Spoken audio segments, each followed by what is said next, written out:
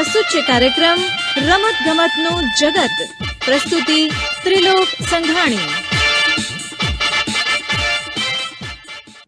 નમસ્કાર મિત્રો, આજના રમતગમતના જગત કાર્યક્રમમાં આપણા મહેમાન છે ક્રિકેટ સ્કોરર સ્ટેટિસ્ટિશિયન પ્રદીપ કુમાર તુંબડે અને એમની સાથે વાતચીત કરી રહ્યા છે ત્રિલોક સંઘાણી. મિત્રો, આજના આપણા મહેમાનની ભાષા ગુજરાતી નથી, એટલે આજની આપણી આ વાતચીત હિન્દીમાં છે.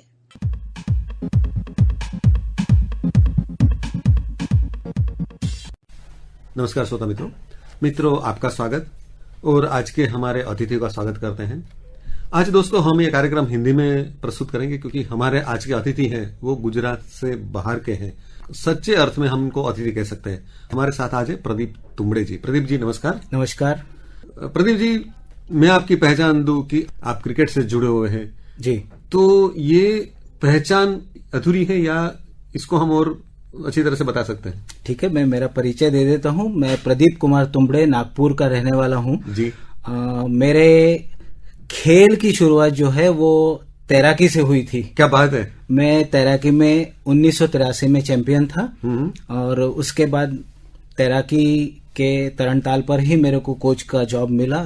10 साल जॉब किया, लेकिन जिस साल नौकरी मिली उसी साल किसी देवदूत ने आके मुझे क्रिकेट के मैदान पर छोड़ दिया. क्या बात है.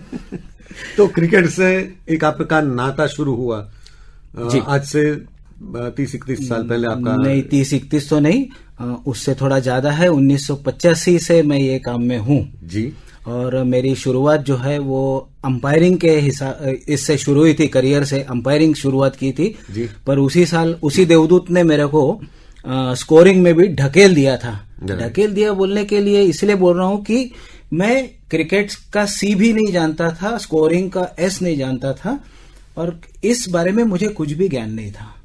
तो एक स्कोरर के नाते आप क्रिकेट से जुड़े जी और फिर आप स्टैटिस्टिशियन बन गए जी. तो प्रदीप जी, स्टैटिस्टिशियन यानी जिसको हम आंकड़ा शास्त्री बोलते हैं, तो आंकड़ा शास्त्र और क्रिकेट का क्या संबंध है वो भी थोड़ा बताएंगे? जी बिल्कुल बताएंगे. देखिए, ऐसा होता है कि हम लोग मैदान पर गेम देखते हैं जहां खिलाड़ी खेल खेलते हैं जी. और अंपायर जो है वो उनके खेल में निर्णयात्मक भूमिका निभाते हैं जी. लेकिन में खेल किसके पक्ष में गया, कौन जीता कौन हारा, जी जी. ये निश्चित करने का कार्य स्कोरर का होता है. सही बात. स्कोरर की बहुत अहम भूमिका है. क्रिकेट लॉज में भी प्लेयर्स, अंपायर्स और स्कोरर्स ये तीन ही मतलब सामना अधिकारी के नाम से लॉज मेंशन है आज भी जी. बाकी फिर और प्रोफेशन में बहुत सारे अभी आए हैं, लेकिन स्कोरिंग मतलब जो गेम चल रहा है मैदान पर जी. उसका रिकॉर्डिंग मैन्युअली या कंप्यूटराइज पद्धति से करना, ये पहला प्राथमिक कार्य स्कोरर का होता है. और ऐसे अनेक स्कोर कार्ड, जब अनेक मैचेस के स्कोर कार्ड्स हो जाते हैं, उसका रूपांतर फिर स्कोरर का रूपांतर होता है स्टैटिस्टिशियन. वो अनेक स्कोर कार्ड्स के हिसाब से फिर खेल खेलते हैं, तो वो बता सकते हैं इतिहास में कब कौन सी घटना घटी थी, आज उसका क्या संबंध है, वगैरह वगैरह वगैरह. यानी एक तरह से हम कहते हैं कि खेल को और रोचक बनाने में स्कोरर और स्टैटिस्टिशियन की भूमिका बहुत अहम रहती है, ऐसा हम कह सकते हैं. निश्चित निश्चित. अच्छा प्रदीप जी, अब जो हम बात कर रहे हैं तो आपने कोई यानी आपका ये चयन कैसे हुआ? जैसे स्कोरर या स्टैटिस्टिशियन के तौर पर आपका जो चयन हुआ उसके लिए आप बीसीसीआई से जुड़े हुए हैं, तो चयन की प्रक्रिया क्या है? क्या आपके पास क्वालिफिकेशन होना चाहिए? किस तरह से आप आगे बढ़ते गए? जी, मैंने, हालांकि मैं नसीबवान हूं ऐसा ही मैंने बोलना चाहिए जी. भगवान की कृपा मेरे ऊपर है ऐसा ही समझना चाहिए कि मैं ढकेला गया था, पर आज की स्थिति अलग है. तो हम लोग आज की स्थिति के हिसाब की बात करते हैं ताकि जो सुनने वाले हैं उनको सही मायने में मार्गदर्शन हो जाए जी. तो ऐसा है कि आपको क्रिकेट इस क्षेत्र में रुचि होनी चाहिए. बरोबर. दूसरा, कम से कम आप 10वीं या 12वीं तक पढ़े होने चाहिए, क्योंकि आपको क्रिकेट के लॉज जो है वो समझने हैं. जी जी. उसके साथ में हर साल नई प्लेइंग कंडीशंस आती हैं जी. तो वो प्लेइंग कंडीशंस का भी आपको अभ्यास करना पड़ता है जी. इन सारी चीजों के साथ जो आपका लोकल एसोसिएशन है और बीसीसीआई है, ये दोनों में फर्क इतना ही है कि लोकल एसोसिएशन की जो प्लेइंग कंडीशंस है या लॉज है उसमें थोड़े चेंजेस होते हैं. बीसीसीआई ऊपर के लेवल का क्रिकेट चलता है, नेशनल इंटरनेशनल, तो उसमें लॉज में थोड़ा अंतर होता है. तो लॉज आपको दोनों इसके अलग अलग लेवल से पढ़ने पड़ते हैं, उसको ध्यान में रखने पड़ते हैं.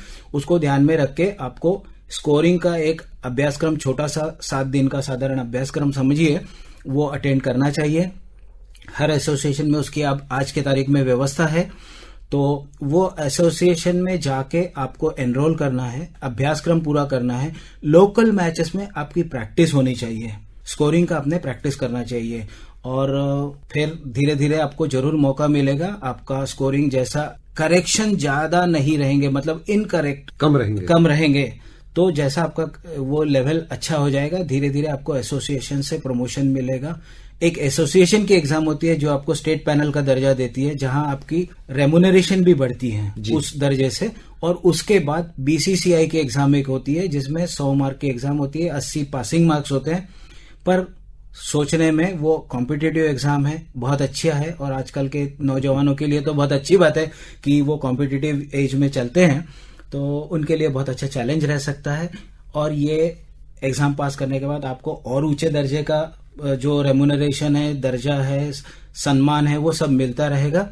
और इस तरीके से आप करेंगे। इन सारी चीजों के साथ आपको 2 और अच्छी चीजें अपने होनी चाहिए। एक सुंदर से आपके हस्ताक्षर होने चाहिए लिखते समय, और आपका कंसंट्रेशन, एकाग्रता, ये बहुत अहम भूमिका रखती है, क्योंकि आपको दिन भर मैदान में हर गेंद की एंट्री करना है, सिर्फ एंट्री नहीं करना है, तो उसका प्रोग्रेसिव कैलकुलेशन हर अलग अलग तरीके से करना है। तो प्रदीप जी, आपने जब शुरू किया तब केवल पेन और पेपर थे, और आज तो लैपटॉप, कंप्यूटर सब कुछ हमारे साथ जुड़ गए, तो क्या बदला है इस पर scoring and statistician is concern? Scorer और स्टैटिस्टिशियन ये बेसिकली 2 अलग रोल्स है, पर उनका जो फाइनल प्रेजेंटेशन पब्लिक के सामने होता है, दर्शकों के सामने या सुनने वालों के सामने होता है, उसमें सबसे बड़ा अंतर यह होता है कि पहले हम लोग कागज पर लिखते थे तो स्कोर मुंह से बताना पड़ता था कहीं पर, प्रेस में बैठे तो मुंह से बताओ। आज ऐसा है कि आज कंप्यूटराइज हो गया, तो वो वेबसाइट पे अवेलेबल हो जाता है इमीडिएट। क्या बात है, तो तुरंत अपडेट हो जाता है। कहीं देश के किसी कोने में छोड़ दीजिए, दुनिया के किसी कोने में अगर मैच चल रही, तो आपको कुछ ही क्षणों में वहां का स्कोर देखने के लिए आपको सुविधा हो जाती है। ये ऑनलाइन मतलब कंप्यूटर आने से ये सब फर्क पड़ा। स्कोरिंग हम लोग जो करते हैं तो उसमें 2 चीजें हैं। मैनुअल जब करते मतलब कागज पर करते थे तो हमारी बुद्धि से हमको कैलकुलेशन करते रहना पड़ता, तो उसमें गलतियों की संभावना रहती है। पर आपको मालूम है कि इंसान ने बनाया हुआ कंप्यूटर इंसान से ऊपर पहुंच गया है तो इसके वजह से वो करेक्टेड रिजल्ट जल्दी देता है। बहुत अच्छा प्रदीप जी, आपने बहुत सारे मैचेस किए होंगे, कुछ यादगार मैच आपके पर्सनल लेवल से बताएंगे? हाँ, मैं पर्सनल लेवल से बताऊंगा। मैं नागपुर में एक टेस्ट मैच किया, इंडिया वेस्ट इंडीज, उसमें सचिन तेंदुलकर ने 170 से ज्यादा रन बनाए थे। अच्छा, तो वो एक एडिशनल क्वालिफिकेशन होता है जो हम टीवी में ग्राफ देखते हैं, वैगन व्हील जिसको बोलते हैं। जी। तो वो मैंने उस समय हाथ से अलग अलग रंग के कलर से बनाया था। जो एक बॉलर के लिए एक कलर वापरा था और उससे वो ग्राफ बनाया था, और उसमें डिटेल्स मैंने प्रोवाइड करे थे कि कर्टनी वॉल्श की उसने कितनी गेंदें खेली, उसमें 0, 1, 2, 3, 4, 6 ऐसे स्ट्रोक्स उसने कितने बनाए थे। ऐसे हर बॉलर का उसको प्रेजेंट किया था। और मैं सही बताता, मैं उस चीज का कोई फोटो खींच नहीं पाया, पर बात यह थी कि सचिन ने मेरे को सम्मान पूर्वक होटल में बुलाया। उसने मैदान पर वो कागज स्वीकार नहीं किया मेरे से, क्योंकि पहले कागज पर उसने कुछ रिमार्क्स लिख के साइन कर दी थी, तो वो मेरे हक का बनता था। तो मैंने भी उसको फ्रेंडली इसमें बोला था कि ये कागज मैं आपको दे ही नहीं पाऊंगा जिंदगी में कभी, मेरे पास वो कागज आज भी है। पर उसने मेरे को बोला था कि अब ये कागज मेरे को कैसा मिलेगा, तो मैं बोला कल आपको लूंगा। जब लेके गया तो बोला यहाँ नहीं लूंगा, आप खाना खाने होटल आएंगे मेरे साथ। क्या बात है। तो ये सम्मान इतने बड़े क्रिकेटर ने, इतने बड़े आदमी ने मेरे जैसे छोटे से व्यक्ति को देना, ये मेरे लिए बहुत सौभाग्य की बात है। खेल की ये महानता है कि खेल कभी कभी आपको तो इतना बड़ा मौका, ये खेल से जुड़ते तो इतने बड़े मौके मिलते हैं, तो आप सोच भी नहीं सकते। बिल्कुल बिल्कुल, ये बहुत मतलब गौरव की बात है। जी प्रदीप जी, जो लोग ये क्षेत्र में आगे बढ़ना चाहते हैं उनके लिए आप क्या संदेश देना चाहेंगे? आज की जो प्राइवेटाइजेशन पॉलिसी या प्रोफेशनलिज्म हम लोग बोलेंगे, तो ये दोनों चीजों का हिसाब अगर हम जोड़ के चलते हैं तो निश्चित रूप से नई जनरेशन के लिए ये बहुत अच्छी फील्ड है। जी। कष्ट, ईमानदारी, सिंसियरिटी, ये सब हमको हर क्षेत्र में करना है, चाहे हम अपनी नौकरी करें, अपना खुद का व्यवसाय करें, ये हमको हर जगह करना है। पर इन्हीं सारे गुणों को हमको इस क्षेत्र में अगर करें तो आपके मतलब रूटीन एक जो पहचान होती है उससे हटके आपकी एक अलग से पहचान बनती है। तो आपने कुछ बातें बताई, क्योंकि हम कोई भी खेल देखते हैं तो हम केवल स्क्रीन पर या देखते हैं या मैदान पर जाके देखते हैं, लेकिन आपने हमें स्क्रीन के पीछे ले गए और कुछ ऐसी बातें बताई जो हम में से बहुत कम लोग जानते थे। तो ये बातें आपसे करना बहुत अच्छा लगा प्रदीप जी, और फिर से आप कभी अहमदाबाद के मेहमान बने और हम कुछ और बातें कर पाए, ये आशा के साथ आपको शुभकामनाएं। जी जी, धन्यवाद। मैं आकाशवाणी अहमदाबाद का मन से आभार व्यक्त करता हूं कि इन्होंने यहाँ बुलाकर मुझे इतना सम्मान दिया। साथ ही मेरे विदर्भ क्रिकेट एसोसिएशन, जिन्होंने मेरे को इतने ऊंचे ओहदे पर पहुंचाने के लिए हमेशा मेरे पीछे खड़े रहे, मेरे परिवारजन, मेरे सदगुरु, और मैं ईश्वर का आभारी हूँ। थैंक यू, धन्यवाद। धन्यवाद।